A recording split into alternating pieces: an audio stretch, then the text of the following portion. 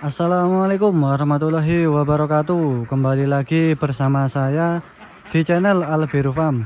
Bagaimana keadaan rekan-rekan semua? Semoga kita semua diberikan kesehatan ya rekan-rekan. Dan tentunya semoga kita diberikan rezeki yang banyak dan barokah. Amin amin ya rabbal alamin. Oke rekan-rekan, jadi pada video kali ini saya akan membahas seputar penyakit pada bebek petelur, yaitu penyakit snot. Apa saja nanti faktor penyebabnya dan efek yang ditimbulkan dari penyakit snot itu dan cara menanganinya. Namun sebelum itu saya mau mereview dulu lah. Ini bebek petelur saya di 2 kandang, total 300 ekor ya. Dan ini pada saat ini cuaca sangat panas ya rekan-rekan. Siang cuaca sangat panas. Nah ini saya menambahkan air minum ya rekan-rekan,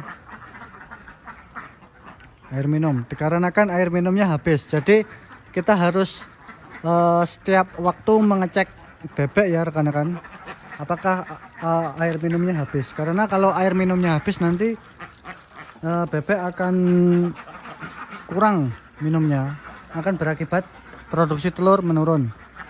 Nah ini kan bisa dilihat lah, bebek mulai minum.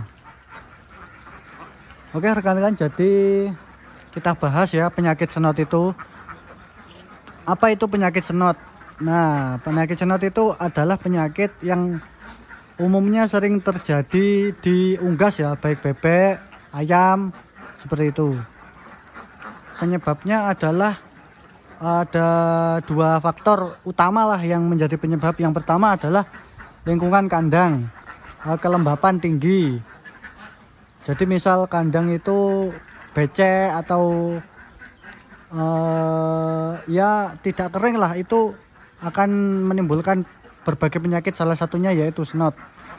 Selanjutnya penyebab yang utama adalah ya bibit bebek itu sendiri. Kalau bibit bebeknya jelek itu sangat rawan terkena snot. Berbeda sekali dengan bebek yang kualitasnya bagus, itu daya tahan tubuhnya itu bagus rekan-rekan. Jadi tidak gampang mudah terkena penyakit snot ini. Itulah 2 faktor lah penyebab snot itu yang paling utama. Ada banyak faktor lah itu, tapi yang paling utama ya itu tadi, 2 faktor itu tadi, kandang yang terlalu lembab dan bibit bebek yang kurang bagus.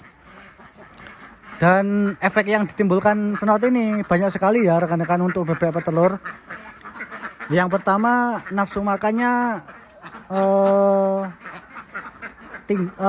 bukan rendah rekan-rekan, tidak nafsu makan. Karena pada snot ini kan ada ciri-cirinya, gejalanya kan snot itu ada benjolan di hidung bebek itu. Itu awalnya itu kan pilek rekan-rekan, pilek secara terus menerus sehingga terjadi benjolan di bebek, di hidung bebek, sehingga dengan adanya benjolan itu bebek akan nafsu makannya akan turun rekan-rekan, akan turun, tidak mau nafsu makan, sehingga bebek itu kurus-kurus ya, lebih kurus lah pokoknya. Kita lihat, kita cermati fisik bebek itu apa, jika sangat kurus dan terjadi benjolan itu pasti snot. Sehingga jika bebek tidak nafsu makan dan kurus, itu otomatis bebek tidak berproduksi rekan-rekan, berarti tidak bertelur. Seperti itu, bebek tidak bertelur, sehingga ya kita cuma makani saja rekan-rekan, tidak ada hasil, yaitu telur bebek itu tidak ada. Itu yang paling berpengaruh lah jika bebek kita itu terkena snot. Jadi bebek tidak bisa bertelur. Dan bagaimana Pak solusinya? Solusi kalau bebek terkena snot itu sebenarnya kita bisa kasih vitamin ya rekan-rekan, atau obat. Kalau saya biasanya amoksitin atau yang lebih bagus itu Doxerin Plus. Itu bagus rekan-rekan. Tetapi ada beberapa perbedaan lah pendapat dari senior-senior saya, yaitu jika bebek sudah terkena senut itu lama rekan-rekan. Ada peternak senior yang bilang lama sembuhnya itu dan lama tidak bertelur.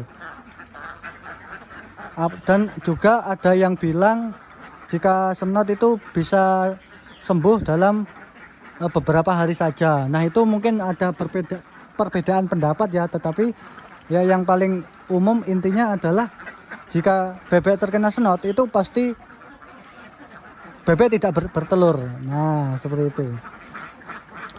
Nah, mungkin beda pendapat. Jadi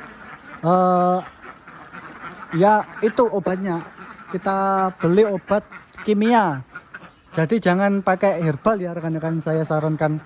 Karena jika kita memakai herbal itu efeknya akan lama, sedikit lebih lama daripada kita memakai obat-obat kimia. Karena obat kimia itu sudah tertakar, sudah diuji laboratorium lah, itu bagus untuk mengobati penyakit. Sehingga ya saya sarankan lah memakai obat-obat kimia. Bisa ditaruh di ini seperti ini, dicampur dengan air minum ya, atau dicampur via pakan basah seperti itu. Dan pengalaman saya ya, kalau terkena senut ini ada yang cepat, ada yang lambat sembuhnya itu. Tergantung kualitas bibit kita dan ya obatnya itu bagus atau tidak rekan-rekan, seperti itu. Pernah saya